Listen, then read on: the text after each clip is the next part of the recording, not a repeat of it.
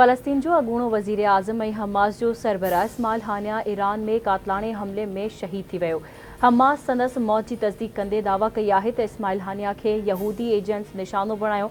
इहो हमलो बुज़दिलाणी कार्रवाई आहे जंहिं जो बदिलो वरितो वेंदो।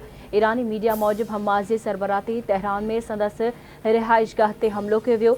संदसि मुहाफ़िज़ बि मारिजी वियो। इस्माइल हानिया ईरान जे नए सदर मसूद पेज़शकियान जी हलफ़बरदारी तक़रीब में शिरकत लाइ ईरान में मौजूद हो।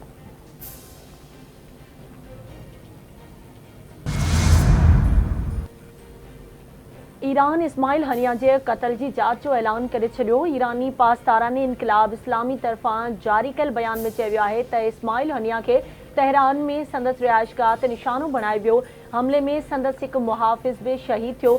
हमले जी जांच जारी आहे। जांच करे हक़ीक़तूं जल्द साम्हूं आंदियूं वेंदियूं।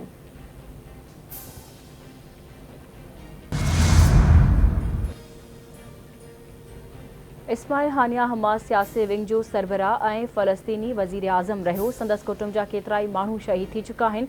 इस्माइल हानिया जा 3 पुट ऐं 4 पोटा बि शहीद थी चुका। इस्लामी यूनिवर्सिटी मां अरबी में डायरेक्टरेट डिग्री हासिल कई हुई। हमास इसराइल खे भरपूर जवाब ॾियण जो ऐलान करे छॾियो।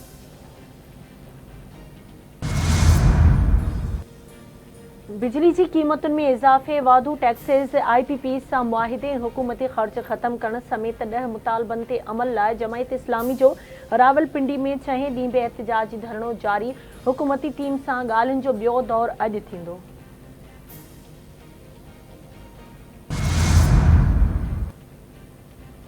बलूचिस्तान जे ज़िले पश्चिम में लेवीज़ चेक पोस्ट ते हमलो, 2 अहलकार शहीद। बलूचिस्तान हुकूमत जारी कयल बयान में मज़म्मत कंदे चयो आहे त पिशन जे इलाइक़े मलेज़ई में लेवीज़ चेक पोस्ट ते शिरपसंदनि फायरिंग कई। हमले में 2 लेवीज़ जा अहलकार शहीद थी विया आहिनि। हमले जे जवाबदारनि खे कैफ़रे किरदार ताईं पहुचायो वेंदो। सिंध में चौमासी जी बरसातुनि जो सिलसिलो जारी। कराची जे मुख़्तलिफ़ इलाइक़नि में किथे तेज़ त किथे हल्की बरसात। मौसम खुशगवार बणिजी वई।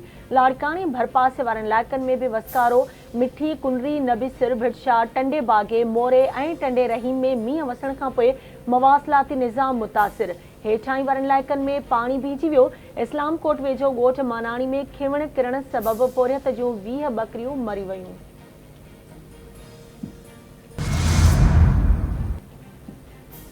कराची में सभ खां वधीक बरसात गडाब में 42.4 मिलीमीटर रिकॉर्ड कई वई। मौसमियात खाते मूजिबि औरंगी टाउन में 29.4 मिलीमीटर, सरजानी टाउन में 24.1, नॉर्थ कराची में 24 मिलीमीटर बरसात पई। नाज़माबाद में 14.6, बिन कासिम में 12.5 ऐं गुलशन मेवार में 12.2 मिलीमीटर बरसात रिकॉर्ड कई वई।